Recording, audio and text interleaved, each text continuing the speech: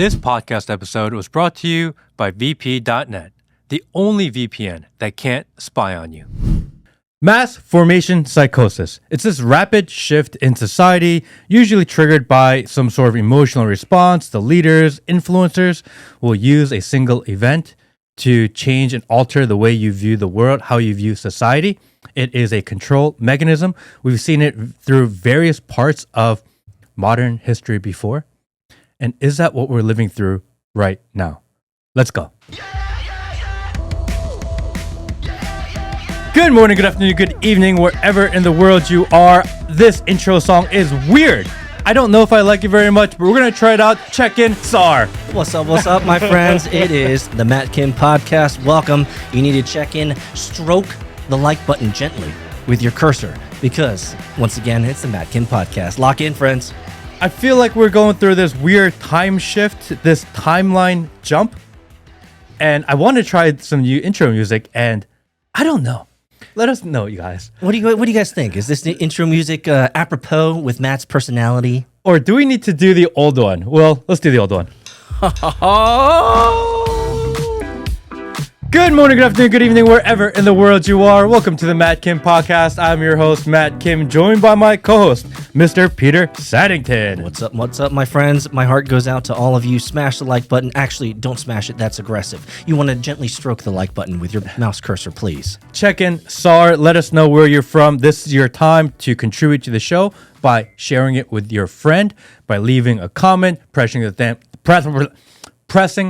thumbs up, because it's not easy trying to grow in this YouTube world that we are on. Not in this matrix, no. But we're trying our best. We're doing our best, Sar. And obviously today we are in dark mode. Yes. We are fully in the matrix. Yes. We have ingrained ourselves into the matrix here. Because I really do feel like we're in this kind of time jump. When you mean we're switching timelines? We have completely switched timelines. So we were on this one trajectory, but now we're in a completely different timeline that we could never have expected. The previous timeline was like pretty weird and dystopian. Yes, for sure. It was heading that way. This new one is like worse. Is it though? I think is there a My Little Pony silver linings? Or is there a Care Bear somewhere that's happening? Like, is something getting better at all, man? I mean, dude, I watched a bunch of the Charlie Kirk memorial service yesterday, which is what it was technically called, a memorial service. Yeah. It was like a festival. It certainly seemed like, what did some of the ultra leftists say? That it was very reminiscent of a Nazi rally. Which is hilarious because I don't think they understand what Nazis are and the type of people that were on that stage that day. So it is not Nazi. Maybe just a little bit off color. It's kind of the other side of that, by the way. Kind of, sort of, yes. So that even itself is hilarious. Well, there were a lot of Christians that were part of the Nazi party back in the day. That's true. I was looking through a list of people that had spoke, and it was Susie Wiles, who used to run the campaign for Netanyahu. You had Stephen Miller, who is like this Jewish, like super Zionist, pro-Israel, right hand of President Trump. Mm-hmm. You had Tulsi Gabbard, who is not a Christian. She's like some fringe Hindu shamanist type of weird spiritualism type of person. Yep. And you had a lot of Don Jr.'s speech was weird. So why are you noticing the worldviews and religiosity of these individuals? Why does that matter, Matt? Well, after 9/11, for the first time in the history of the country, they did the 9/11 memorial. That's not the first time. Well, that's the first time, but they did a memorial at the, what do they call it? Ground Zero? No, at the the Washington Church or the Washington Cathedral. Yeah. And for the first time at that cathedral, they had an interfaith service for the memorial of 9/11. That's right. I remember Bush being there. Yeah. Bush and Billy Graham spoke. They had a Muslim, Islam. And they had them all, and they kind of combined it in this idea of oneness of religion. Yes. And I didn't like that. I didn't realize that's what they did back then. But once I realized later in life that's what they did, I was like, dude, that doesn't seem right. Why? Are faiths not allowed to have interfaith ceremonies, man? Well, faith is really interesting because you believe what you believe, meaning that you believe that what other people believe is not true. Fair enough. Then how can you put it all in one place? When you don't focus on the dogma and the religiosity and you focus on the event. That is when interfaith ceremonies and interfaith memorial services are held, is when we can put aside our religious dogma for a second and we can worship together, not the same God, but we can memorialize and we can ceremonialize and we can pay our thanks and our grievances to this individual. It seems heathenish. It does seem very multicultural, melting potish, if you catch my drift. It is, especially because Charlie Kirk was an avid Christian. He was. To memorialize him in that way seems almost disrespectful to his life and his legacy. So what are you grabbing at, Matt, here is that... Dude, I do not want Hindu prayers at my memorial service when I die. I'm just going to let everyone right now. I do not want that shit. Kind of where I was going. I do not want that at all. So are you saying that it was inappropriate for Charlie Kirk, a clear Christian, to have an interfaith ceremony? Yes. I can dig it. I can dig it. I can understand the need and the desire for just my people, my faith. It's like when they had the Hindu shamanist at the RNC doing that weird prayer. I didn't like that. You know? We also had at the RNC, we had the Jewish dancing and the Jewish stuff there too. So if we're, let's just say, recognizers of patterns, Matthew, it seems like wherever there's a Christian event, there seems to be deeply Jewish ties as well. That's what you're saying. Yeah, I mean, the whole thing was odd. The pyrotechnics involved. It was a spectacle. It was a show. It takes a long time to put on a show like that. Well, they said 7 days because of the Lord. It takes a long time. It's almost like they've been planning it for a while. Well, Matt, you know that I have an event coming up October 17th. And this is not a huge event. This is not a Charlie Kirk. There's only 200 people. But I'm working my ass off to make this small event of 200 VIPs happen. Yeah. So could it be a God thing? Maybe. But when they say, we did all this together in the last 7 days, it's like, I don't know, man. That's a heavy lift. And that's a really heavy lift. There was one part of this festival that I thought was really odd. Because you have all these people, and the people that are there, I don't fault them or blame them at all. They were there for the right heart, I believe. They wanted to be a part of something bigger. And, you know, watching the video clips of people like praying and singing, like, amazing. It's not their fault. But through this, they have this AI Charlie Kirk.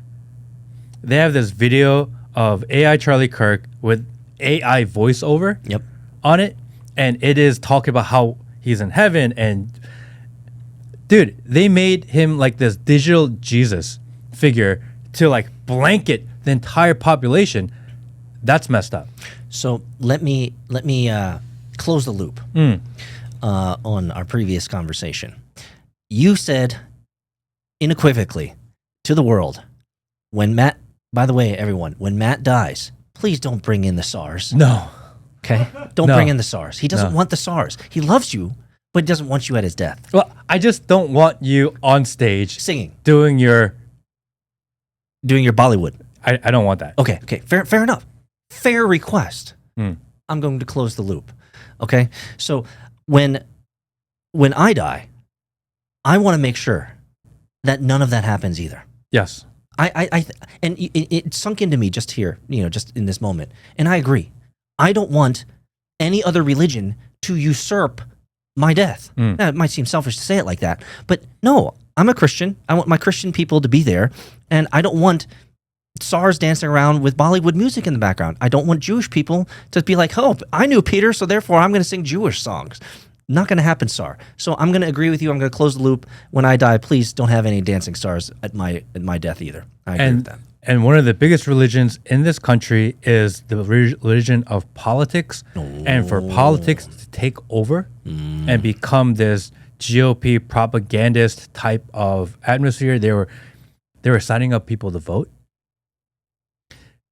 There was a lot of offer opportunities to support TPUSA as well. There were Lots of money was flowing. a lot of merch being sold, Yeah. and this one pastor comes out and he does this altar call, Yeah. which was okay, cool. If you're a Christian, sit down.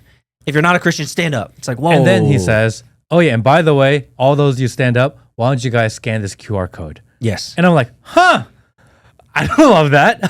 I mean, let me give you a little bit of context from feedback that I've gotten. And this is from Christians who would never comment on a Charlie Kirk thing in any negativity. But I got two pieces of color because my wife and I watched all 9 hours, by the way. We had she was streaming it, I was streaming in the background, she was watching it when she was working out. Like we wanted to see what was going on. And I got two pieces of feedback from two individuals that both agreed that you used the word earlier, and I think it's a very appropriate word. It was a spectacle. It did not seem to have the weight that it should have had on the man's life, right? Number one. But number two, the whole mercantile, the whole retail, the whole selling, the whole money stuff that was happening really messed up the vibe. And the fact that there's one image that's etched in my mind, Matt. I don't know why it is, but it's that view of the shot of Erica walking towards the lectern to do her speech, and the pyrotechnics, like NFL game day, like WWE. Bro, when I saw that, I was like, "Is she gonna like WWE SmackDown someone?" Well, she did do this. Well, my wife noticed that, and I noticed that because she was working out. I was listening to that, and I was like, "Oh, did you see she did that?" She was like, "Shut up! That's sign language for I love you, dummy." So, my wife, yep, it's sign language. It's true. This is sign language for for love you. Sure. But it did seem odd, Matt. There was an atmosphere of this memorial service that seemed off. Would you agree? Yeah, I mean, there's something there that was just manufactured or contrived is the word. And on top of all of that, it's supposed to be his memorial, supposed to be his funeral, whatever you want to call it. And Trump's diatribe at the very end. Well, dude, where was his family? His family didn't show up? Yeah, I noticed that too. And wouldn't you have like the mom or the dad speak? Or at least be front row. The whole thing is politicians. The whole thing is like the administration. They just hijacked this guy's death. That's the right word. It's horrible. You and I talked about on the last podcast is that everyone's cashing in.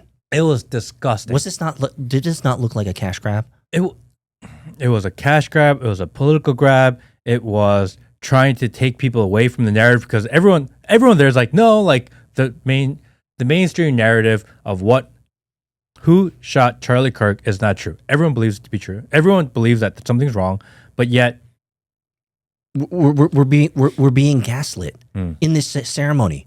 Can I? Maybe some Christians might give me the DMs and tell me that I'm a terrible human being, but fine. I'm struggling with this, Matt, and I'm going to ask you the question. When she paused and she began to tear up, and she goes into the verse of, the man on the cross with Jesus, and they know not what they do. And then she paused and she says, "I forgive this man. I forgive this." I had a little bit of barf in my throat. Do you know what I'm saying? I was like, you are asking too many questions about the narrative. Stop watching. Stop looking. Time to move on. Because she's forgiven the man. I got a little ball of vomit in my throat because of that. I was like, oh, really? Now, I'm struggling with this because the Christian dogma and the Christian religion tells us we should forgive those who sin against us. Fair enough. We all know that. It's table stakes. But the means and ways and the timing of her doing this seemed very contrived. Would you agree? I didn't like it. I didn't like the way the way that's all playing out. It doesn't sit right in my soul. So here's the question. Would you, 7 days later, forgive the murderer of your spouse? Live? Millions of people watch this thing? tens of millions, maybe even 100 million people watch this thing over the next week? Would you do that? I'm going to tell you right now. I'm going to give you my answer. Hell no. Give me at least a week. I'm wrestling with the fact that I saw her do this. And this is like 19 degrees away from me. And I'm wrestling with it. I don't see how she might be just a greater person than I. Because I don't. Man. She's clearly a greater person than I, because I could not conceive of, within a 7-day period, turnaround time, going on national television, the global television, and telling them that I forgive this man. In front of the pyrotechnics and the AI version of my dead husband and the whole Let me give you another thing. When I'm dead, I explicitly forbid anybody to do an AI version of... I already have AI and make version. up your words? That's what I'm saying. Don't use my AI to say shit that I didn't say. Never said. You agree? Of course. So, that's horrible. Both Matt Who and does that? Hands up to God. When we die, don't avatar us and have us say shit we didn't say. At least in the beginning, say, if he would have said something like this. Don't make it sound like it's actually him saying it. The amount of cash grab, the amount of people coming out of the woodwork saying, I talked with him, here's my final text message with him. Everyone's cashing in on the likeness of Charlie. Like, I'm almost wondering, and again, I didn't follow him as closely as some other people did, but I almost feel like his persona is being conflated to something it's not. Yeah, I mean, this is a whole idea of the mass formation psychosis. You take an event, you get the emotional tie, you manipulate, you re-alter, and you rechange history, and then all of a sudden you get people in line. And then Stephen Miller comes out there, who is like this really angry Jewish right hand of President Trump. This guy's not a good guy. He's the one that wanted the Muslim ban. He's the one that...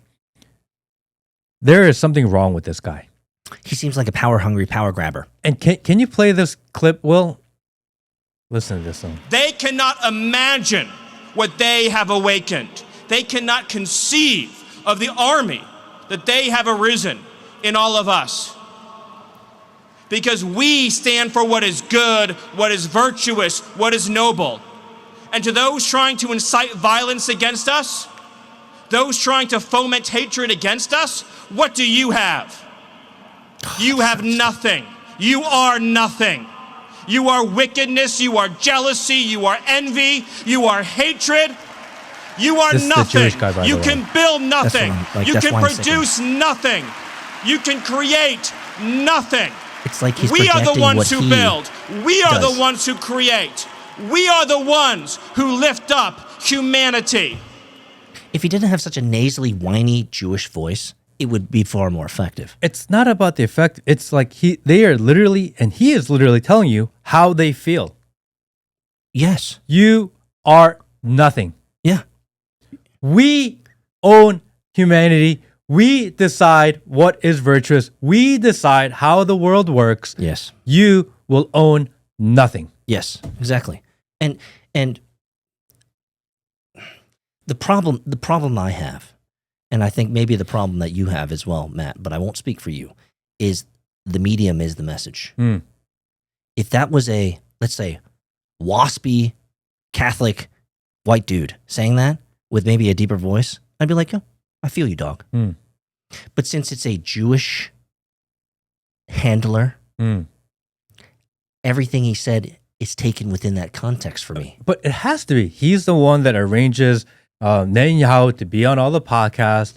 He's the one that's the intermediary between everything conservative media and Israeli media. And we've seen over the news over the last few days how much money the Israeli and Netanyahu government has been spending on social media to promote their message. He's their middleman. He's the guy. He's the reason why Netanyahu was on Nelk Boys. He's the reason why he was with PBD. This is his role. He's the handler in between.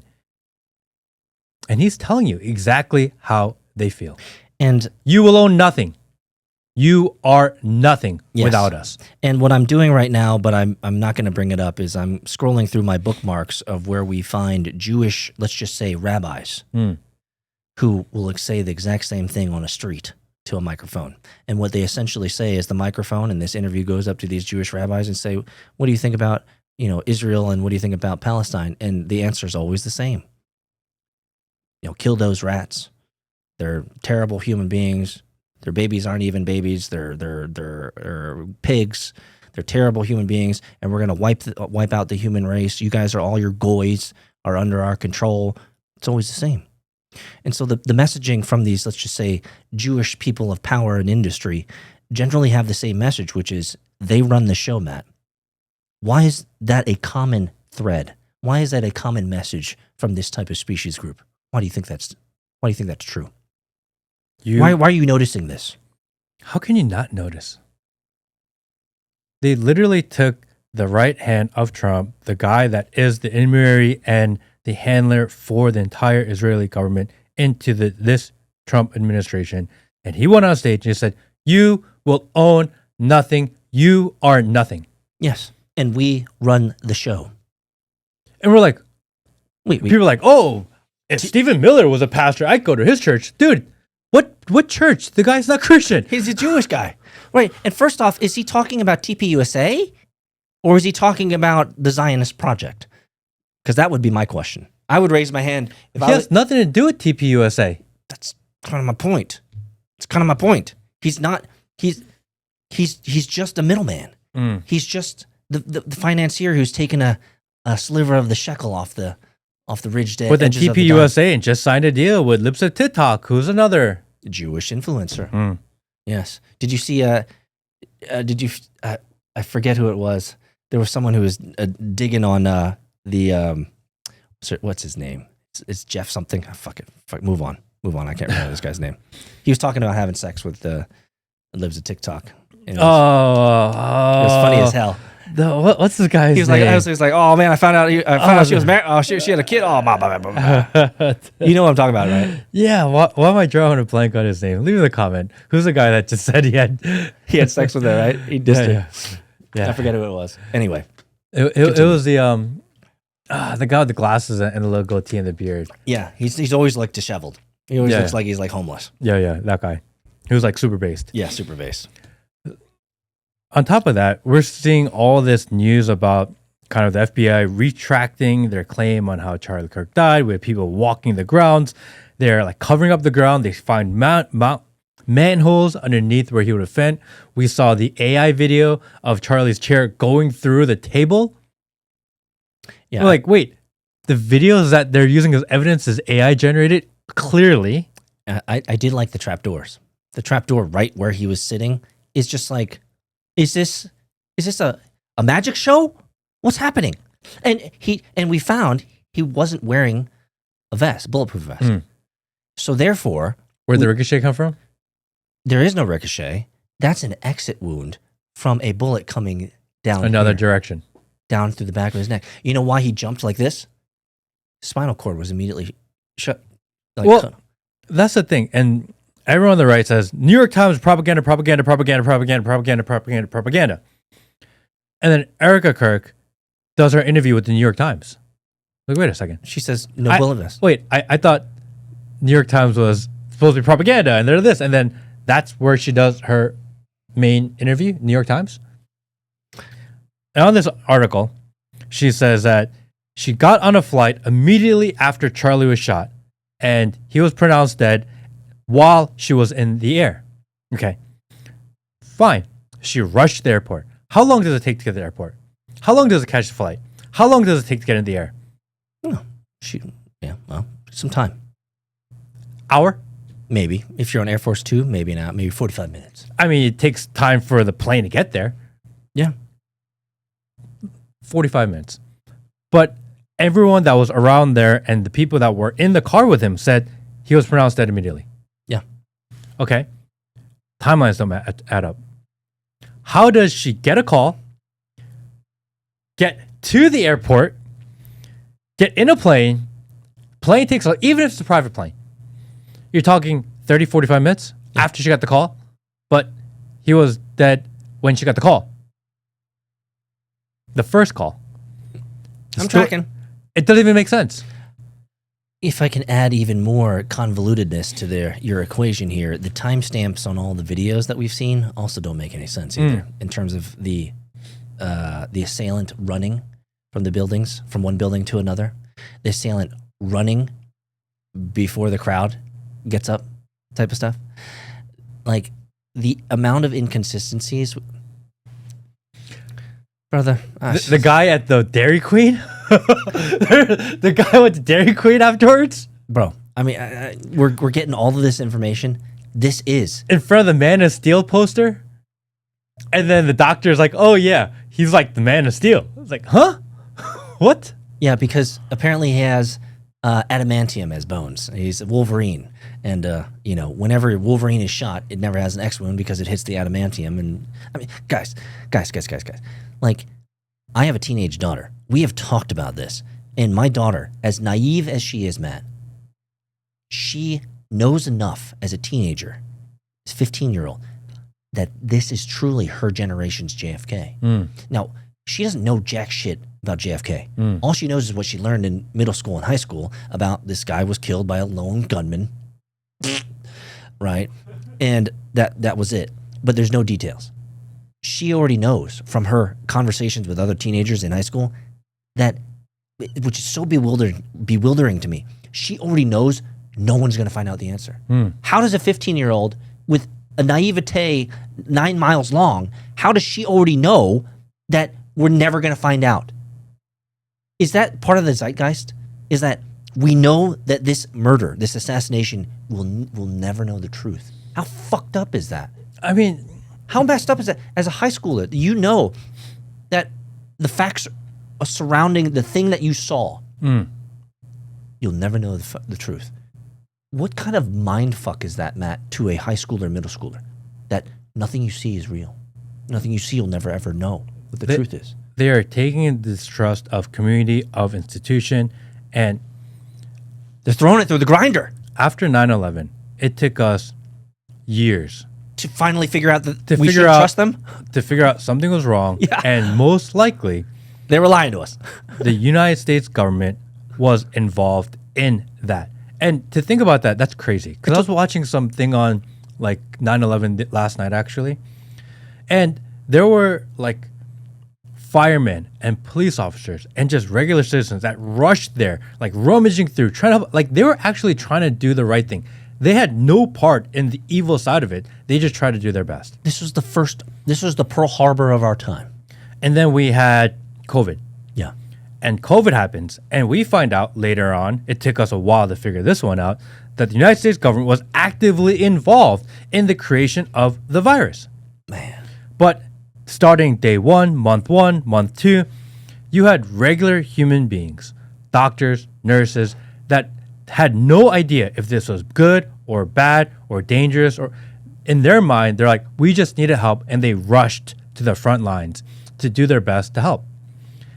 And the government and the people in charge weaponize them, and they take advantage of them.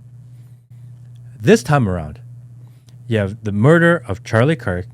It's a huge spectacle. The government comes in, they take over the entire production of this fiasco, and they put regular, normal, God-fearing Americans in the seats who are trying to do the right thing, and they are changing the way they perceive the world. They are mobilizing them. They are influencing and changing it, and the whole thing is, all it is a big, I don't want to say this word. Production. It's a production show. It is their way of going in and taking more control, removing any. They're trying to remove themselves for the fact that they were complicit and probably involved in what's going on. They're obviously involved in the cover-up at this point. I don't think there's any question about that. Obviously. But then they're saying, hey, Christians, why don't you get on board with us?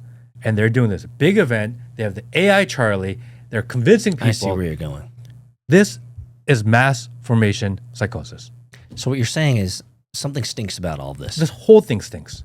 That's the word I've been using with my family this last week, is that something stinks. Like worse than SAR feet, worse than SAR underpants, worse than SAR armpits. I mean, something stinks to high hell. They are taking advantage of good people that just want to do the right thing. I see where you're going. And they're with this. taking advantage of because that's what they did in 9/11. That's what they did during COVID. That's what they're doing right now. Yeah, you got it. So The people who are there crying for Charlie Kirk, it's not their fault. Can I? You can't be mad at them So I'm. for feeling emotional about this. You can't. You can't. I don't blame them at all. It was their friend. It was their friend. It was someone they looked up to. It was colleague. a symbol of what maybe they believed. To be a Christ-like example. And they're hijacking the entire thing and they're weaponizing against you. I see where you're going. And I didn't think you were going to go this direction, but now I understand because you always like to bring it back. So you're saying is you're looking at the meta narrative of all of this, and you're saying 9/11. It took us a decade to figure out they were poning us. Like COVID, people woke up faster. Faster, not that fast. Not that fast. Months. Now you're saying with this Charlie Kirk thing, it stinks. It stinks. And you're saying that now the people who are completely innocent are being leveraged and activated and used for nefarious purposes now that the government is taking control of the show. Fuck. Again. So what you're telling me is that the pattern that we should expect in the future is if some spectacle like a Charlie Kirk happens in the future, we should expect the exact same pattern where the government comes in, they come and take over the show and the production, and now they get to leverage it for their intents and purposes, is what you're saying. Fuck, dude. Why does the government have to ruin everything, Matt? I mean, isn't that the scariest words in the world, right? I'm from the government. I'm here to help. Here from the government, here to help. Fuck, We were dude. warned about it. Did we just get duped again? Of course. So we talked about this, and I think it's important for us to keep talking about it because this is our Pearl Harbor, this is our 9/11, this is this generation's JFK. Fair enough. Make the analogies as you may. The reality is that something stinks to high hell about this, number one. And number two, we're probably not going to find out the answer. Number three, we talked about this on previous podcasts. I have to ask you again, who benefits? Who's benefiting right now? Well, Is it the Jewish lobby? Is that who's benefiting? it's a combination of all of them. It's the entire class of people that exerts their influence and their belief and their way of life on the rest of the population. They're the ones that benefit here. So let me ask you this.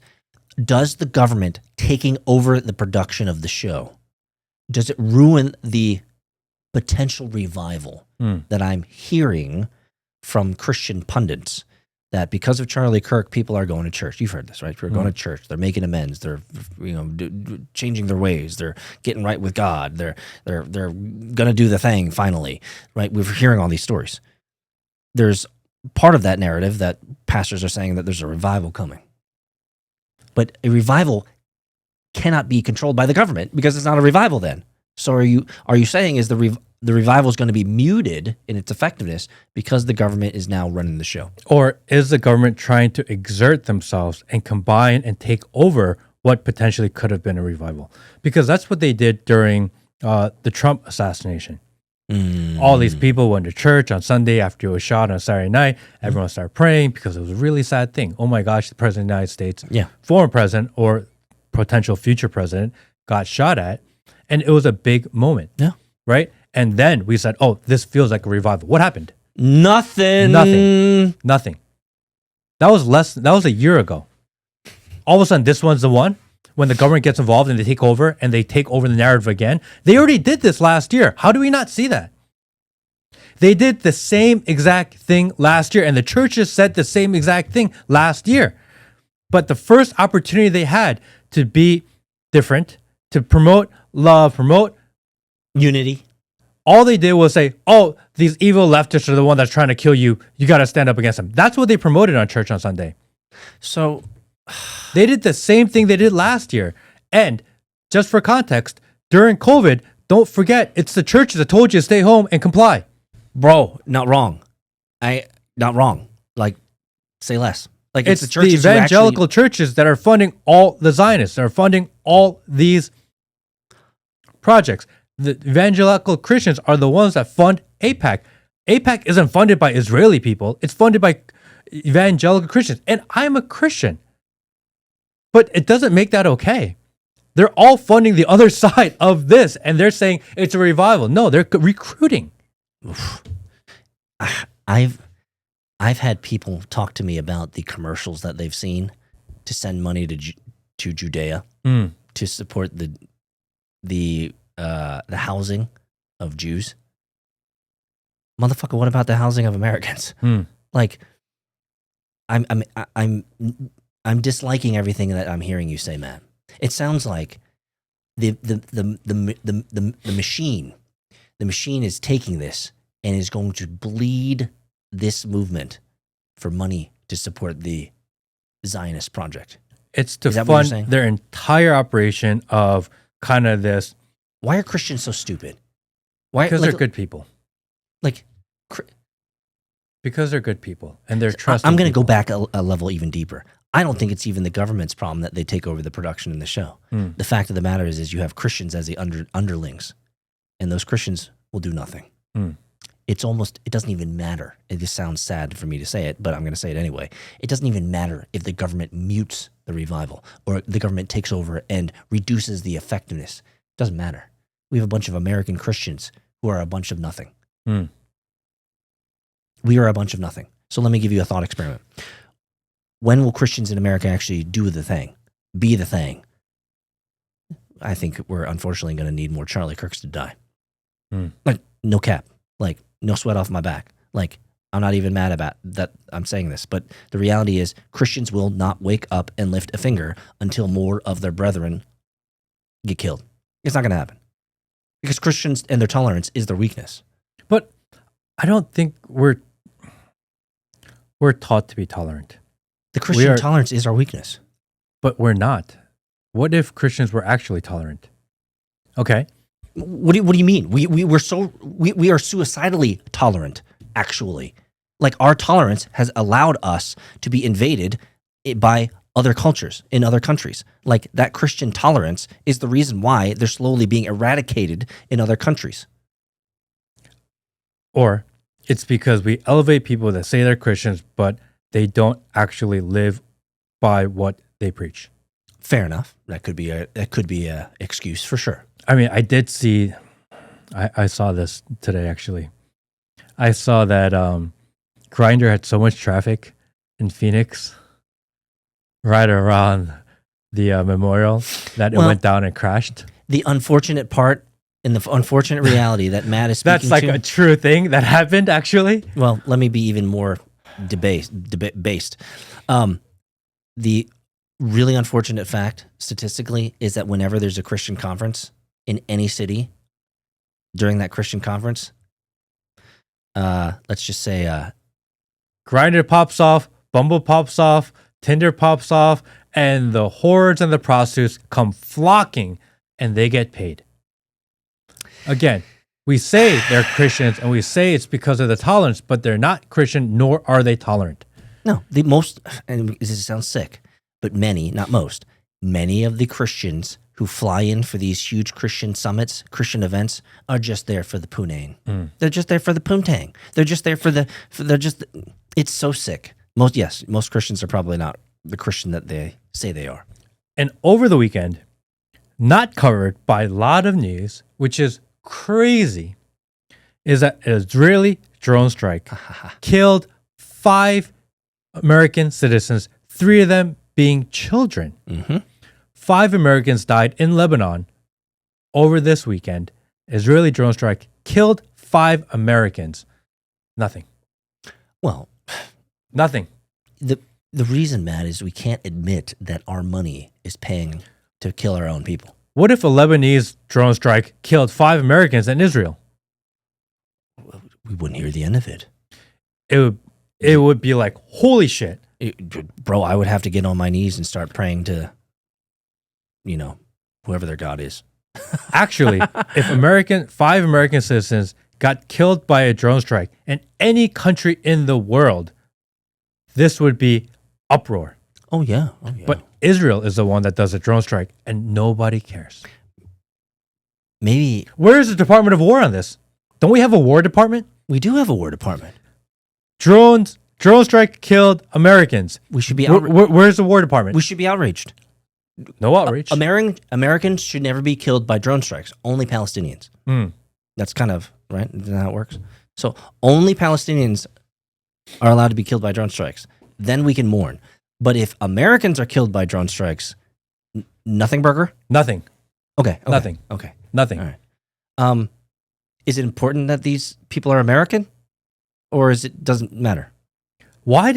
If any other country in the world was accused of assassinating an American, if any other country in the world actually physically drone striked Americans, if any other country blew up an American warship with people on it, USS Liberty, they would not be our ally. How do you call them an ally? And then you have Mike Huckabee going, oh yeah, it's like your wife. You gotta protect your wife over anybody else. I'm like, wait a second, what? I would not tolerate my wife accidentally killing my children. This is wild. I would not tolerate my wife at home accidentally blowing up my house. Like, there's a difference. Which, if I can take us on a really knuckleheady segue, did you hear about Greta Thunberg and them almost killing themselves recently? They like shot up a flare, and the news was, oh, Greta Thunberg's getting bombed by people again. No, it's just them throwing up flares and them lighting themselves on fire because they're a bunch of dumbasses. The Sumud Flotilla. Yeah. Right? It is it's when they grab a bunch of boats and they are going to try to break through the Israeli blockade of Palestine. Yes. And apparently some people say that no, there's video. That it was like, they're dumbass. They shot a flare up and landed on their own boat because they're a bunch of dumbasses. Because some articles say it was drone strikes. No, there's video. They shot up a flare. Flare went up, came down, and set fire to their own. Like Greta, you turned out to be kind of a And cute. Susan Sarandon's on that too. Oh, is she? Yeah. Well, Greta, you kind of turned out to be somewhat of a cutie, an autistic cutie. But man, I tell you, Is she cute? I mean, she's got enough to work with. Peter's simping for Greta Thunberg now. Huh. I like it when I like it when they're autistic, guys. What can I say? If they have a mental disorder, count me in. Have you seen the AI generated like AOC? No. I don't know what interwebs you're looking at. No, the same ones I'm looking at, by the way. Have you seen the AI generated autism girls? No. The ones that they have the Down syndrome? No. Dude, it's a thing. No. Okay. I'm just gonna let you guys know. I'm gonna put you onto something. Don't look it up. I'm gonna put you onto this. Don't Okay. Google it. Don't Google the thing I want to put you onto Don't do it. is Down syndrome. It's so weird. Down syndrome what the fuck e-girls. is wrong with you? Don't worry about the face. The body is what It's matters. fucking AI. But dude, it's a thing. Down syndrome. You are sick. you have real problems. Yeah, buddy. Yeah, buddy. Sorry, guys. So in the news over the last few days Down syndrome. is Tom Homan. Oh man, Tom Homan. isn't he like the hardcore border czar? The border czar, he went viral for having that congressional debate and fight with AOC, and then he became this border czar. And he's pretty hardcore. He's like the type of guy you'd want protecting a border, wouldn't you? That's what I thought. Apparently, last year, the FBI was suspicious of how he was operating, and they set him up. FBI agents went and bribed Tom Homan $50,000 in cash in exchange for government contracts. Ooh, man. And he took the money. Pay for play? Say it ain't so. The FBI has an open investigation on him. Trump comes into office into power, and all of a sudden the FBI drops the investigation and all potential charges and looking into Tom Homan. Scot-free. Really? Scot-free? Scot-free. Is he part of the club? I mean, I don't know. Did he pay his dues? You have to protect him, or maybe you're waiting to scapegoat him later. I don't know. Did he get diddied? $50,000 cash. They Man. caught him doing it red-handed, and they are totally just letting him go. So they're essentially doing the Epstein thing. Didn't happen. Didn't happen. Nothing to see here. Gone. Oh, okay. Nothing to see. All right. So let me ask you this: does this revelation shake your trust in our border czar? Well, they were supposed to go after a bunch of criminals and rapists. No, and they're just drug going, dealers. they're going against Samsung Koreans right now. But they're just like they're like raiding people that are working. What happened to all these homeless encampments that we were told there were? That these immigration camps were everywhere. Oh, we're giving Visa gift cards to all these people. We're giving them all these phones. They're taking over the hotels. They're taking over the restaurants. They're taking over the underpasses. They're everywhere. If they're everywhere, how come we don't get any of them? They're all hiding. They're that good at hiding. You didn't know where they all went, man? They're all ground up in hamburgers at McDonald's. That's so nasty. You're not. Have you looked into that shit? Have you looked into millions and billions served? What does that actually mean? It means a lot of people eat a lot of fucking hamburgers. But the math ain't mathin'. There's not enough cows to feed that many people. So where are they getting all that extra meat, Matt? Bill Gates. Have you guys looked into looked into Soylent and the whole Soylent thing? No. No. Will, tell me you've looked into the Soylent. Soylent, they use people. What? There was a movie about this. Bro, McDonald's. I'm gonna put you onto something, Matt. Put everyone out there on the internet. You guys are now gonna check out Down syndrome e-girls. Don't do it.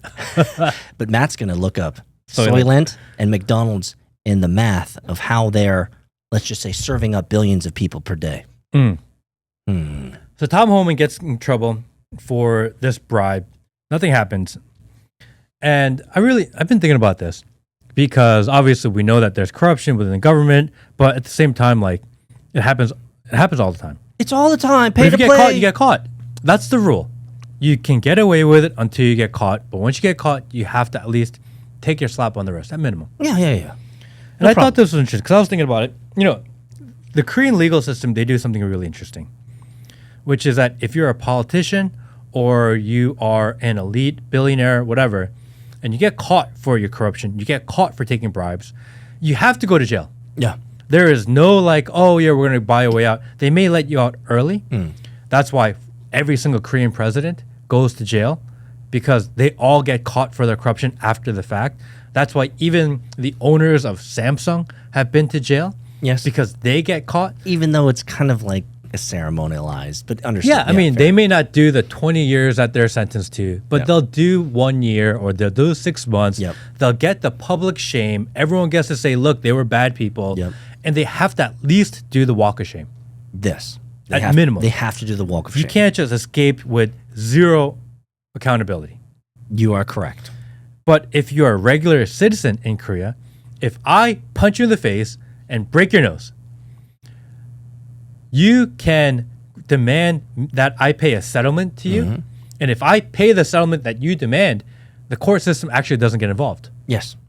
Meaning that we can settle our own differences. In the United States. As civilians. Yes. In the United States, I can sue you or you can sue me.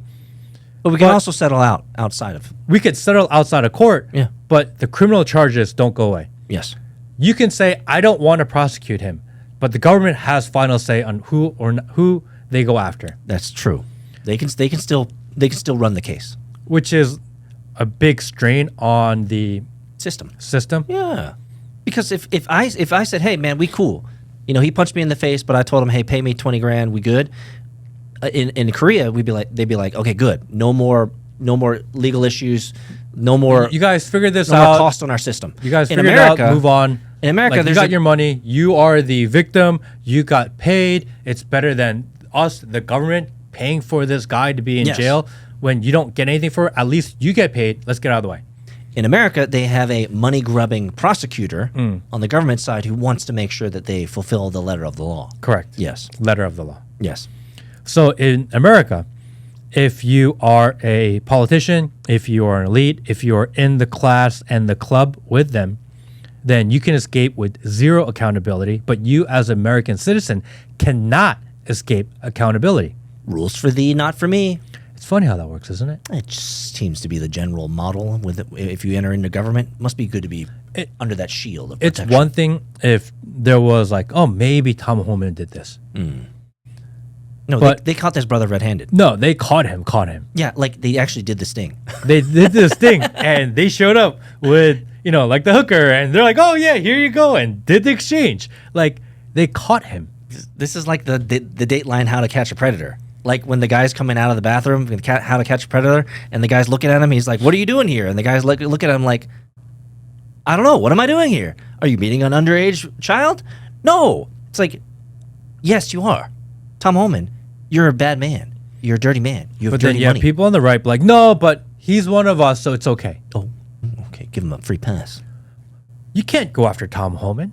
Yeah, he's doing the Lord's work. He's the border czar. Yes. What does that have anything to do with the fact that he was selling government contracts for cash? So what you're saying is it doesn't matter if you're red or blue. You're still getting paid under the table. There's still that what's the word? The temptation. They're all doing it. So No one actually cares. Neither party that's what I was cares. getting. Well, nobody cares. Nobody cares.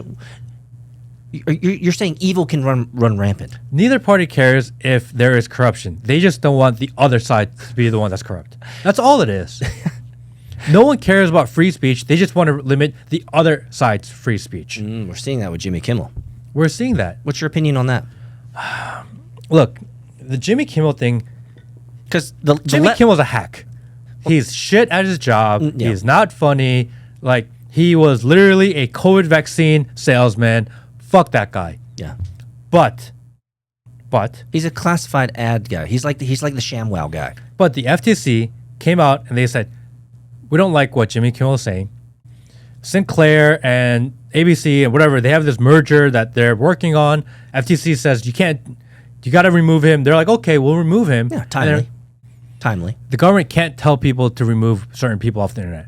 Fair enough. But the cult of popular opinion can. Yes. And so we saw, and I can give you 1,000 examples of this, of years past where the left has canceled the right people. Right? They dig up tweets, they said, you said this, and they get people fired. The left is looking at this and saying, you can't do this because it's free speech. But they did the exact same thing Yes. to all the people on the right. I think the difference, though, if I can add a little bit of nuance in here, is the difference is that the left spent time looking up things that they don't like you said, and they try to get you fired for that. Jimmy Kimmel, it was bad timing on a societal issue in which the bad timing was, and first off, the joke wasn't even funny. I didn't even know if there was a punchline to it. You saw the video.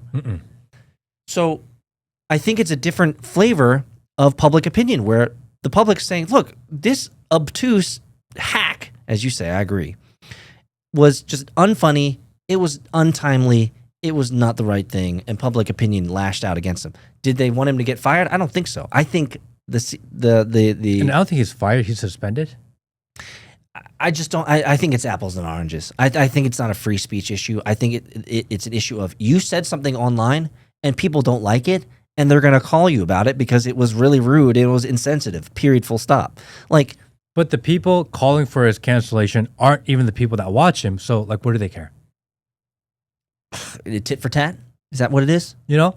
They're like, oh, he's a hack and he shouldn't be able to say this. I'm like, well, you don't watch him. Yeah. You're just So then what do you care what they're saying? they're just trying to get evensies, right? They're just trying to be even. It's the spirit of retribution that is going around that I think is going to end poorly.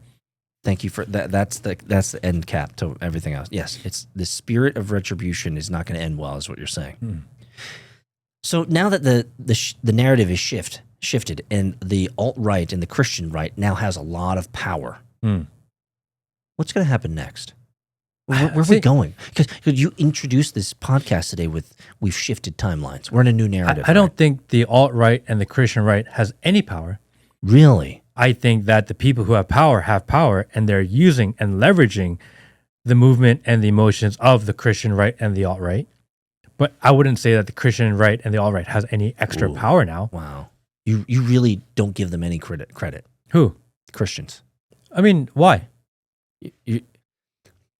Let me ask you to make a projection. Okay. Shall I? 5 years from now, would you say that this Charlie Kirk thing to 5 years from today nothing's going to change from the Christian revival perspective. No. I would tentatively agree with you, unfortunately. I don't think so. I think nothing's going to happen. Because society hasn't changed. You get... But did society change because individuals change? Because that's my only recompense. That's my only rationale, is that we're seeing all these individual people saying, Charlie Kirk did this to me and he changed me and I'm going to be a better man, blah, blah, blah, blah. Is society going to slowly change because we have all these individuals that are now, because of Charlie Kirk's influence, you won't see it in mass. It'll be slow. But all these individuals who make up the conglomerate, is that... No, because what they did was they took this movement of what could be a revival, and on top of this movement, they've added the persona and the godlike image of Trump on top. So what it does is put politics on top. They put politics on top of the faith. Oh, yes. And when politics inevitably disappoints you, when politics inevitably lies to you, tied to it will be the faith. It's really dangerous. You're saying they're poisoning the water well. They're poisoned the water well. They've poisoned the water hole. Trump's going to do something that disappoints you and gets you really mad. And he's now deeply connected to this TPUSA faith thing. Correct. Fuck. Why does government have to fuck up everything? That's what they do. They don't actually care about your faith. You're not wrong. Because they're promoting If they cared, anything. it would be like actual Christian leaders on that stage, not this administration. And if they cared about family, they would have promoted family. They would have had the family there. Not the vice president and the president and the secretary of war and the state secretary. Everyone that wants to push this United States relationship with Israel, close to Israel, be the outlier in the world that wants to support the genocide of people, that wants to support the killing of innocent women and children. This entire administration that wants that, those are the people they put on stage. And did you notice that in the timeline, every single person got 10 minutes except J.D. Vance? They gave him 15 minutes. The whole thing was to tie the conservative movement to J.D. Vance so that in the youth and the new generation, you can put J.D. Vance as the next president. The entire thing was political propaganda. It's disgusting. Everyone got 10 minutes. They gave him 15. Why? So what you're saying here, Matt, is that because we've talked about this for the last 3 fucking podcasts, you're telling me the maximum beneficiary out of all of this is Israel. Dude, it's a memorial for a person that was murdered. And the administration came out, and it was the Secretary of Defense, War, Secretary of State, Marco Rubio, War, Stephen Miller, Israel, War, Israel, or Ukraine. This is who they had. Susie Wiles, Netanyahu's literally the one that ran Netanyahu's campaign. Israel. The pattern that you're recognizing, Matt, is not a hardy pattern. The pattern that you're recognizing is a very sad pattern. I mean, do you know how many... I used to go to these when I was young, and I think a lot of people, if you're Christian, maybe you went to these when you're young. You go to these like revival events, 2 to 3 or 4 days, or maybe even go away for a few days to these retreats. I've done it, yeah. And you come off and you come home, and everyone's like, hi, right? Yeah. On this, I love God, I love Jesus, I love Christianity. Yeah, and I'm going to go to the next soup kitchen tomorrow, 4 o'clock in the morning. You leave like emotionally charged and you're ready to go. And then you give it a week, you give it 2 weeks, and it all fades away. You can't change people's lives on one moment like that. You can't be manipulated to change your life. They can manipulate you to do what they want, but if you really want change, it takes time. It takes work, actually. Not wrong. You don't just wake up, go to one event, all of a sudden, like, everything's different. Yeah, that's not how it works. That's what I hated the most. It takes work. Yes. And that is what, if I may just take an absolute shit on Christian revivals camps, is because I've gone to more than my fair share, is that the thing that always made me seemed so toxic about this was the fact that we would go to these revivals. Everyone's all hopped up on the Jesus juice. And then that next Saturday, we're all fucking down at Compound downtown at the club. And dude, trying to get our poontang on, bro. Let's not lie. to the Lord Jesus And here. all these We conservatives, were praising on Friday. We were grinding on Saturday. all these MAGA conservatives are always talking about how the liberals are so dirty, they ruin cities. They left that stadium and the outside just trash everywhere. Filthy. No respect. And it's like, wait a second. You blame other people for being messy, for being dirty, for putting trash everywhere. And the opportunity you have to show up in numbers, what do? You end up like a SAR. You trash it just like everyone else. Just like a You're SAR. not any different. Get off your high horse. It's like Canada beaches, man. All the poop that's... Like, oh, they're so dirty in the cities. Well, what'd you do when you all got together? Well, you buy whores, and prostitution goes up 18,000%. You did the same exact thing that you blame. Oh, they have no morals. Yeah, really? You spent the entire night swiping right on Grindr. Fuck. Maybe this whole Christian visage... You couldn't pick up your trash outside. You can throw it in a trash can. Maybe this whole Christian veneer is no better. Maybe the politics is where it needs to be. Maybe the Christian right needs to be overtaken by politics because that's what they deserve. No, I don't think I think the politics is a huge problem. I don't think they should take over anything. I think they should But be isn't that what much they deserve? smaller. If they're not better than the left, is what you're saying, then isn't... Because the left has completely been captured by political dogmatism. I think there are... Isn't that what they get? I think there are people on the right that moral high horse and kind of peacock a lot. Oh, I yeah. think the same exists on the left. Yes. The They only do it difference is just they're the same. peacocking for blue-haired sheepdog and their right to vote. These types of things. But the actions are similar. Yeah. Maybe their belief Absolutely. and why they do it, maybe it may be different. But the action of what it is and the net result on society ends up being the same. You know, Matt, you have a unique way of sucking the air out of the room and making that which could have had, and I'm not disagreeing with you, but that which could have had, and I think a lot of people still saw this memorial of Charlie Kirk as this grand, like God was there, Jesus was there, the Holy Spirit was there, lives have been changed, people coming to Christ, people coming to Jesus, like, oh my God, this is awesome, amazing, like. I hope so. But you're telling me, and I'm more on the side with you than the naive side, I believe, is that this was all just a game of charades and shenanigans. After 9/11, people risked their lives digging through rubble to try to save just one person, risking their life to save others. Those were good people. Yes. They had nothing to do with this. Yes. During COVID, nurses and doctors rushed to the hospitals, put on their 10 masks, thinking that they're going to die, risking their lives, hoping to save one other person. They had nothing to do with COVID. It's not their fault. Yeah, people and Christians go to this event, sing and pray and worship. They did not know that this whole thing would be a weaponized political spectacle using them as bait. They did not know that the reason they were there was honest, genuine, and actually pretty amazing. It's not their fault. But what power does, what this elite class Corrupts. is that they take the good heart of humans, of citizens, and they use it for their own benefit. And that's bullshit. And that's what you're seeing this to be. I think it's just like that. That's unfortunate. It truly is unfortunate. I'm trying to be a little bit more balanced, my approach. And the reason I'm trying to be balanced is I just hope to Jesus, like little baby Jesus, that this death will truly change the world. Like, there's a little bit of inkling in me, Matt, where I truly hope that lives are truly changed. Like the man that you saw in the video on X, or the man that you saw, or the woman that you saw on Instagram, when she or he, when they put that video up and they said, man, Charlie Kirk changed my life, I'm going to do this, I'm going to, like, you really hope that's true. Do you not? But the reality is the machine is far too large and far too powerful.